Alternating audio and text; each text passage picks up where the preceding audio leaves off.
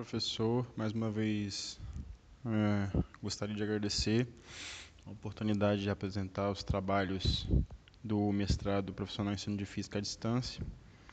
E hoje eu vou falar sobre um tema bem interessante da física, que envolve relatividade geral.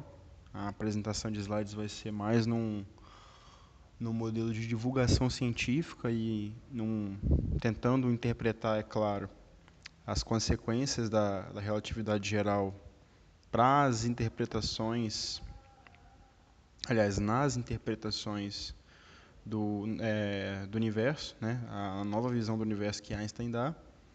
E é isso, meu nome é Érico Rodrigues Paganini. Vamos começar. Então, qual é o contexto da criação de uma nova gravitação por Einstein?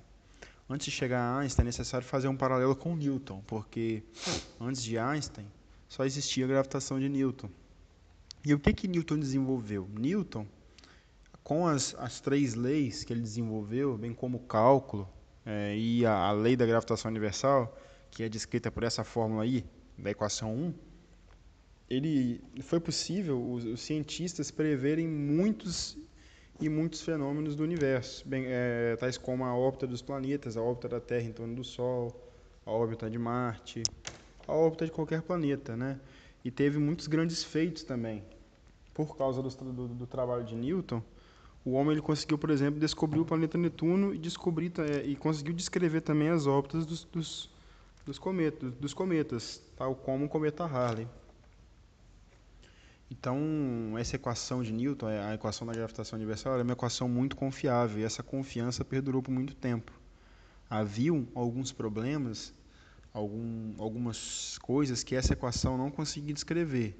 Estou lembrando aqui de uma agora, uma delas é a precessão da órbita do planeta Mercúrio, né? Simplesmente a matemática que descrevia o universo que Newton deixou não conseguia descrever a órbita do planeta Mercúrio corretamente, mas ninguém duvidava das leis de Newton, né? Achava-se que a precessão do planeta Mercúrio, né, era devido a algum outro fator que não um erro ou uma falta das leis de Newton, né? Achavam até que entre Mercúrio e o Sol existia outro planeta, batizaram até esse planeta de Vulcano na época. Mas, enfim, isso não tem muita importância para o meu trabalho agora. Bom, o que essa Fórmula 1, ela descreve? Ela simplesmente está descrevendo aí a intensidade da força gravitacional e a direção, né? A intensidade é descrita aí pela constante G da gravitação, a massa de dois corpos multiplicada, é diretamente proporcional a essas três grandezas, e inversamente proporcional à distância entre os corpos ao quadrado. Essa vai ser a intensidade da força. E a direção vai ser sempre numa direção que une o centro de massa, o centro de gravidade dos dois planetas, dos dois corpos, melhor dizendo. Vai ser sempre uma direção que liga o centro de gravidade dos dois corpos, sempre um atraindo o outro, né? Esse vai ser o sentido para cada um dos corpos. Um detalhe muito importante é que, por essa equação, já que nós só conseguimos descrever a intensidade e a direção da força gravitacional, Newton ele não conseguiu descrever qual é a velocidade do efeito gravitacional, né? Qual é a velocidade limite de propagação do efeito gravitacional? Não está definido aí. O que eu quero dizer com isso? Dentro do âmbito de interpretação da física, por exemplo, se eu estou dentro de uma sala e outra pessoa entra nessa sala, querendo ou não, nós temos massa. A atração vai ser muito pequena, porque a constante é pequena, né, e as massas sendo pequenas, a gente não vai sentir uma atração tão grande. Mas qual seria a velocidade de propagação do efeito da força que a pessoa faz em mim quando ela entra na sala? Em quanto tempo essa força ia chegar em mim? Essa é a pergunta. Bom, e onde começa o contexto da gravitação de Einstein? Na verdade, eu vou começar não pela gravitação, mas sim pela relatividade restrita que ele descreveu. Todos sabem que o contexto da descrição da relatividade restrita não é a gravitação, não é primordialmente descrever a dinâmica dos corpos do universo, mas sim resolver um problema da eletrodinâmica dos corpos em movimento. na época que Einstein desenvolveu a relatividade restrita, havia um problema, que era o problema de uma partícula em movimento uniforme, e sob referenciais inerciais diferentes, essa partícula iria apresentar efeitos diferentes, né? Isso era inadmissível, porque as leis de Newton não se encaixavam com as leis de Maxwell. Então, Einstein foi obrigado aí a resolver um problema da época, postulando que a velocidade da luz, sob qualquer referencial, ela é constante, né? Então, ele postulou indiretamente que a velocidade da luz, que é a velocidade das ondas eletromagnéticas, é a velocidade limite do universo, já que, sob qualquer referencial, ela não muda. Então, essa seria a velocidade limite de propagação de qualquer informação, né? Querendo ou não. Então, logo depois de publicar, formular a relatividade restrita, Einstein se perguntou, bom, já que C, que é a velocidade das ondas eletromagnéticas, não tem é a velocidade teto para qualquer propagação de informação, será que qual seria a velocidade do efeito gravitacional? Será que seria exatamente a velocidade das ondas eletromagnéticas? Será que seria mais baixa? Será que seria menos baixa? E outra coisa que Einstein se perguntou foi que a relatividade restrita ela encaixava com qualquer referencial, mas para referenciais acelerados era impossível encaixar a relatividade restrita com referenciais acelerados. O que fez Einstein pensar em 1907. Ele escreveu isso daí. Eu percebi que todos os fenômenos naturais poderiam ser discutidos em termos da relatividade especial, exceto a lei da gravitação, que, óbvio, se envolve uma força, envolve uma aceleração. Eu senti um profundo desejo de entender a razão por trás disso. Então, aí começa o contexto de criação da relatividade geral. O que a figura 1 está mostrando é que existe, sim, uma velocidade de propagação para a força gravitacional e o quanto essa força demora para atingir do Sol até os planetas, né? Como a gente pode ver aí, do Sol até Mercúrio, essa força leva 3,2 minutos, do Sol até a Terra, 8,3 minutos, do Sol até Júpiter, 45 minutos, até Plutão, 5,5 horas. Então, existe sim uma velocidade de propagação, né? Se caso, por exemplo, acontecesse alguma coisa com o Sol, uma explosão, sei lá, qualquer uma coisa que vá afetar a força gravitacional aqui na Terra, a gente só iria sentir depois de 8,3 minutos. Bom, para entendermos melhor como que Einstein conseguiu chegar na ideia-chave para... Qual foi a ideia-chave que ele partiu para construir a gravitação? Nós podemos colocar um probleminha aqui e podemos comparar novamente Newton com Einstein, que é o problema das massas em queda, né? Suponha que estejam em queda livre na Terra a massa de duas bolas, né? Uma bola de boliche com 5 kg e uma bola de tênis com 0,5 kg. Pergunta, calcule a força gravitacional a partir da equação 1, sabendo que as duas bolas se encontram à mesma altura. Então, a distância das duas bolas é a mesma em relação à Terra. O cálculo ficaria assim, né? A força na bola de boliche seria 5 vezes a constante, vezes a massa da Terra, dividido pela distância ao quadrado, que é uma altura qualquer. E a força na bola de tênis seria 5 sobre 10, que é 0,5, né? Vezes a constante da gravitação, vezes a massa da Terra, vezes a mesma distância ao quadrado. Qual é a conclusão? A conclusão é que a força na bola de tênis é 10 vezes menor do que a força na bola de boliche.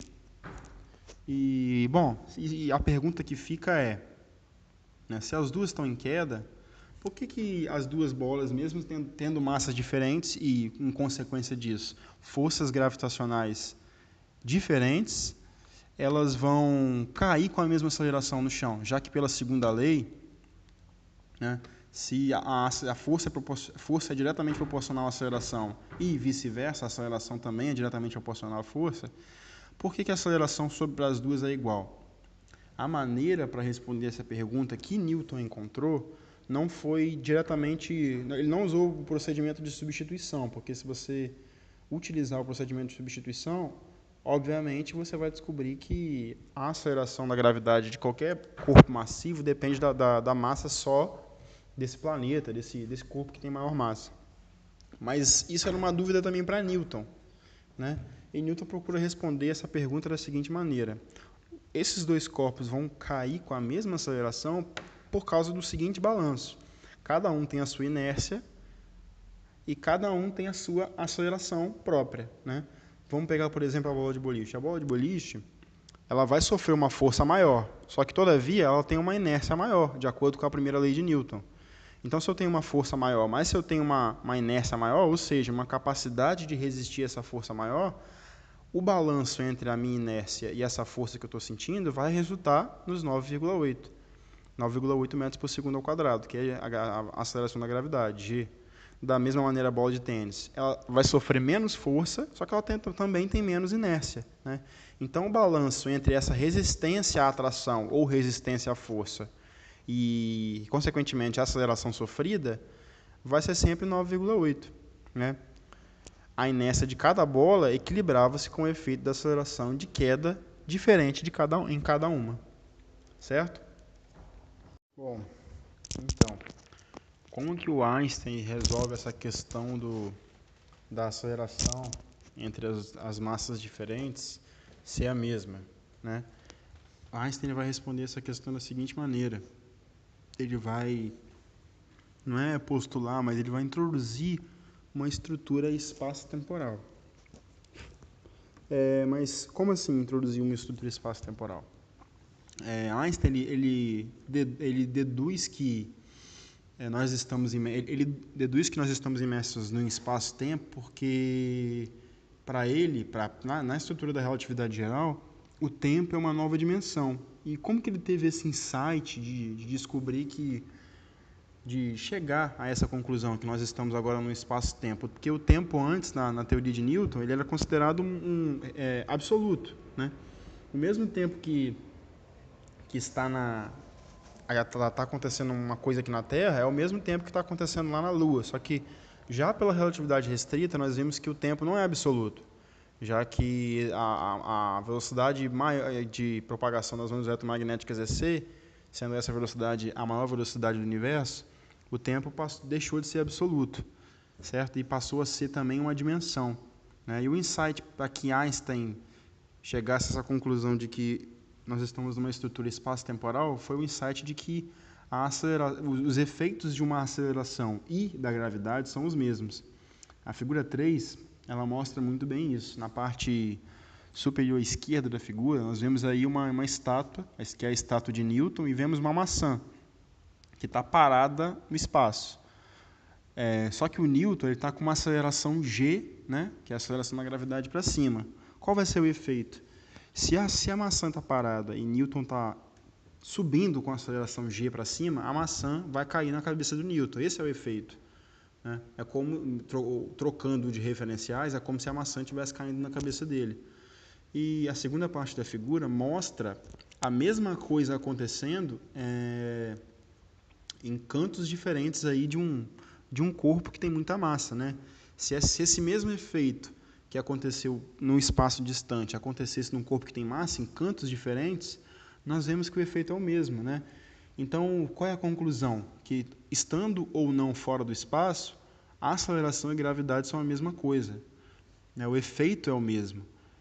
Então, pela parte 2 da figura, né? Essa figura foi tirada do livro do Stephen Hawking, que é o Universo numa Casca de Nós vemos que a geometria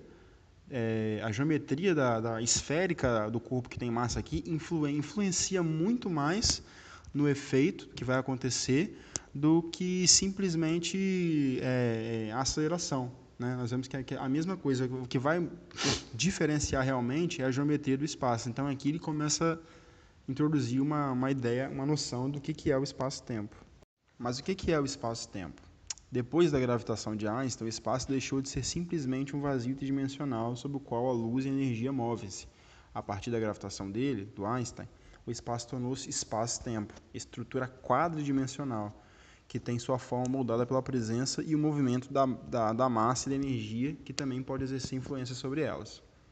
Dessa forma, os corpos não caem por serem atraídos por uma força, e sim por seguirem a deformação do espaço-tempo do corpo mais dominante. Então, pelas figuras 4 e 3, nós podemos ver como isso funciona. Na figura 4, nós temos a Terra, né? E nós vemos que o espaço-tempo se deforma em volta da Terra, né? Então, qualquer corpo que passar ao redor da Terra, ele não mais vai ser atraído pela Terra por uma força por consequência da atração de massas, mas sim porque a massa da Terra deforma o espaço-tempo em volta da Terra, e qualquer corpo que esteja na Terra vai sofrer acelerações referentes à deformatura desse espaço-tempo. Na figura 5, e nós podemos ver aí na figura 5 que o Sol também deforma o espaço-tempo e vai deformar de uma maneira muito maior, né? E por efeito dessa deformação, a Terra vai girar em volta do Sol, bem como todos os outros planetas. Bom, pelo espaço ter agora uma geometria totalmente diferente, né? Não imaginava, antes de Einstein, o espaço não interagia com a matéria, não interagia com a energia, agora ele vai interagir, né? Os corpos muito massivos, como foi visto no slide anterior, eles deformam a estrutura do espaço-tempo, né? E a luz, quando passa por essa estrutura, ela sofre alguns efeitos. O primeiro deles é a deflexão da luz, né? Que são nada mais nada menos que o desvio de um raio de luz de uma trajetória retilínea para uma trajetória geodésica, causado por um corpo muito massivo. E isso é fácil de perceber. A luz ela viaja em linha reta quando ela encontra um corpo massivo, né? E que ela passa perto da borda desse corpo maciço, ela não atinge esse corpo, ela vai ter que percorrer a trajetória geodésica que esse corpo produz no espaço-tempo, né? Esse efeito foi observado pela primeira vez em 1919 por Sir Arthur Eddington, e foi o efeito que comprovou a teoria da relatividade geral. Outro efeito é o desvio para o vermelho gravitacional, que é, na verdade, um redshift, uma perda de energia que a onda eletromagnética sofre por passar numa geodésica dessa, né? Ela vem como energia, ao emergir de uma geodésica, ela perde um pouco dessa energia. Isso foi observado em 1960 pelos físicos Robert Pound e Glenn Hedge, eles observaram esse efeito em raios gama. E o último é o retardo da luz em um campo gravitacional, ou atraso temporal de Shapiro, né? Quando a luz passa por uma geodésica, né, esses raios de luz que tinham uma trajetória retilínea e passam por uma geodésica, eles vão certamente sofrer um atraso temporal na chegada ao seu destino, né? Isso é um pouco básico, já que eu estava indo numa trajetória retilínea e vou ter que fazer uma curva no meio dessa trajetória, é meio que óbvio que o tempo de viagem do raio de luz vai aumentar, né? Isso foi observado por Shapiro em 1971. E o retardo da luz num campo gravitacional, explicando melhor, utilizando a figura 6, que mostra o espaço-tempo bidimensional na ausência de massa, na letra A, e na presença de massa, na letra B. As letras A maiúsculo e B maiúsculo são linhas das trajetórias de um raio luminoso, da letra A, e de uma partícula com massa de repouso diferente de zero, B, ou seja, uma partícula que tem massa. Os pontos T e V indicam as posições da Terra e de Vênus, no momento em que Shapiro realizou uma de suas medições. O que acontece? Como nós estamos vendo ali, tem um raio de luz em A e uma trajetória de uma partícula em B. Ao se inserir um corpo massivo, o raio de luz ele vai entrar na geodésica e vai sofrer uma curva. Por quê? Porque ele percorre esse espaço da geodésica, que é o menor espaço possível para a onda eletromagnética percorrer, bem como a partícula, né? A partícula, além de percorrer a geodésica, ela vai sofrer um efeito gravitacional maior, porque, tendo mais massa, ela interage mais com o espaço-tempo curvado ali por essa massa m, né? E supondo que T seja Terra e V seja Vênus, a luz de Vênus ali, ó, no experimento, na letra B, ela vai demorar um pouco mais a chegar na Terra do que se Vênus e Terra estivessem numa posição diferente ali, se o Sol não estivesse no meio dos dois. É isso que essa figura está querendo exemplificar. E como é possível ver, né, há um retardo na ordem de milissegundos, dá para ver aí pela figura 7, que experimentalmente foi medido, né, e que concorda muito com a curva teórica, né? A curva teórica está aí sem ser pontilhada, e os pontos são as medidas experimentais que Shapiro obteve. Então, nós podemos ver aí, ó, com o passar do tempo em dias, né, a luz que chega de Vênus até a Terra, ela sofreu um retardo. Ela só sofre um retardo e tem um pico no seu retardo quando Vênus está diametralmente oposto à Terra, certo? Então, como foi previsto aí pela teoria da relatividade geral, né, o retardo da luz ele acontece. Bom, então, dando continuidade ao segundo núcleo dessa apresentação, o que são ondas gravitacionais nesse contexto aí? De forma resumida, ondas gravitacionais são variações no espaço e no tempo, distorções ou curvaturas no contínuo espaço-tempo, causadas por movimentos, acelerações de massa e de energia nessa região, e que se propagam segundo a teoria da relatividade geral de Einstein com velocidade da luz. As ondas não viajam no espaço-tempo, elas são a própria estrutura espaço-temporal que oscila. Então, o movimento da Terra, o movimento do Sol, né, bem como uma explosão de uma estrela, uma expansão de uma estrela, todas as coisas que acontecem no universo geram ondas gravitacionais. E o que são essas ondas? É o próprio tecido espaço-temporal que oscila, e oscila na velocidade da luz. Bom, e as ondas gravitacionais, elas têm alguns efeitos na matéria, alguns efeitos interessantes. Quando o espaço-tempo oscilante perturba a matéria sofre contrações e estirões, estica, né, ritmicamente, à medida que a onda passa. Algo semelhante ocorre distorcendo o tempo da mesma maneira. Então, o espaço-tempo, quando ele está ondulando, né, ao ele passar pela matéria, a matéria vai sofrer o efeito de que maneira? Ela vai diminuir e aumentar de tamanho, né, algo assim, em torno disso. E o tempo é a mesma coisa, né, já que o tempo depende dessa estrutura também. E objetos muito massivos que estão em movimento acelerado, muito violento, geram em seu entorno uma espécie de gravitomagnetismo, pois o movimento desses objetos distorce a estrutura do espaço-tempo. Bom, esse terceiro ponto aí desse slide, esse terceiro ponto terceiro ponto do segundo ponto, o que ele está querendo dizer? Ele está querendo dizer que objetos muito, mas muito massivos, se movimentando muito rápido, eles gerariam uma espécie de gravitomagnetismo, porque eles iam movimentar o espaço-tempo com tanta força, com tanta intensidade, que os objetos em torno deles iriam sentir drasticamente os efeitos, assim como acontece no eletromagnetismo, né?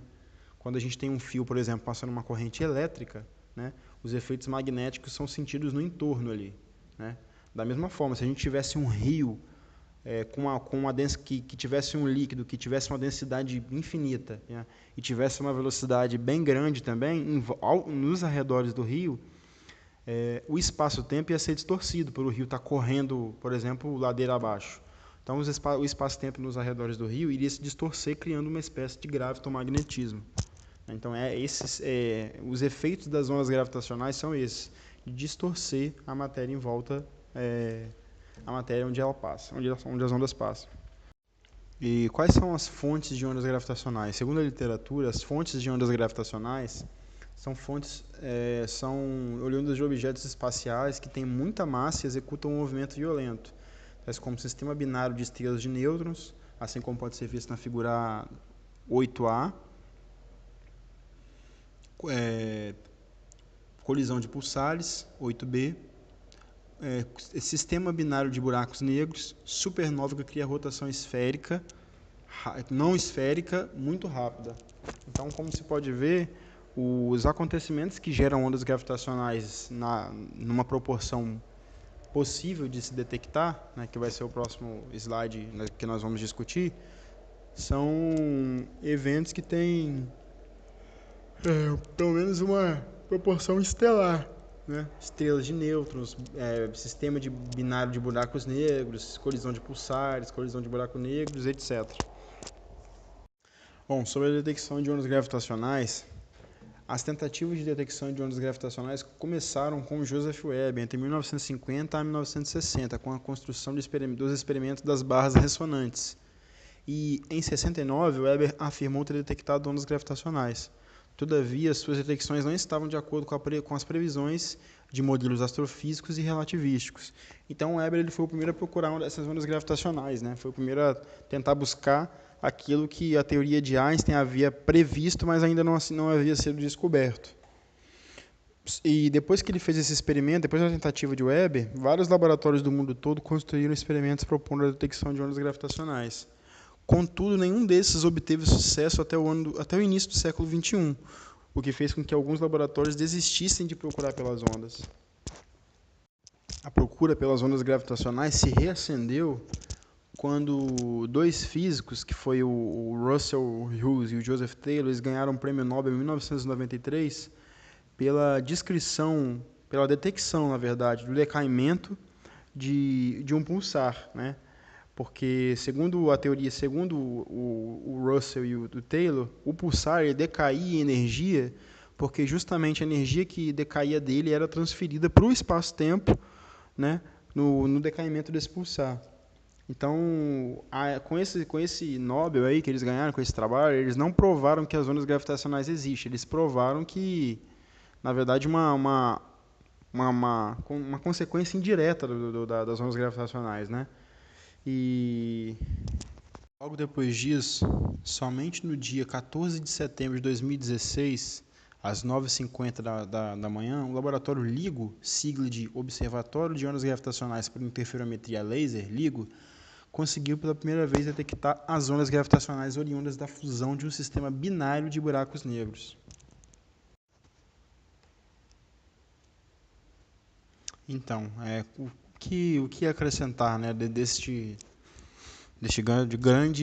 grande mudança, né, deste grande trabalho feito por Einstein, né? A gravitação universal de Einstein ela mostrou ao mundo uma nova maneira de ver o universo, quebrando um paradigma de centenas de anos e possibilitando ainda mais a explicação dos fenômenos que eram desconhecidos. Assim como criou a possibilidade de desenvolver tecnologias que possam ajudar a humanidade. As ondas gravitacionais abrem portas para o homem visualizar o universo com outros olhos. Antes era possível olhar o cosmos através dos sinais eletromagnéticos enviados por ele. Agora, fica comprovada a possibilidade de observar sobre os sinais gravitacionais. E o Einstein, além disso tudo, né, ele conseguiu impressionar o mundo 100 anos depois de ter escrito a teoria da relatividade geral, né? Então, além de ter deixado um legado tecnológico, ele nos dá uma nova maneira da física de enxergar o cosmos, porque antes olhávamos para o universo só procurando sinais eletromagnéticos. Agora nós vamos procurar sinais gravitacionais também. É isso.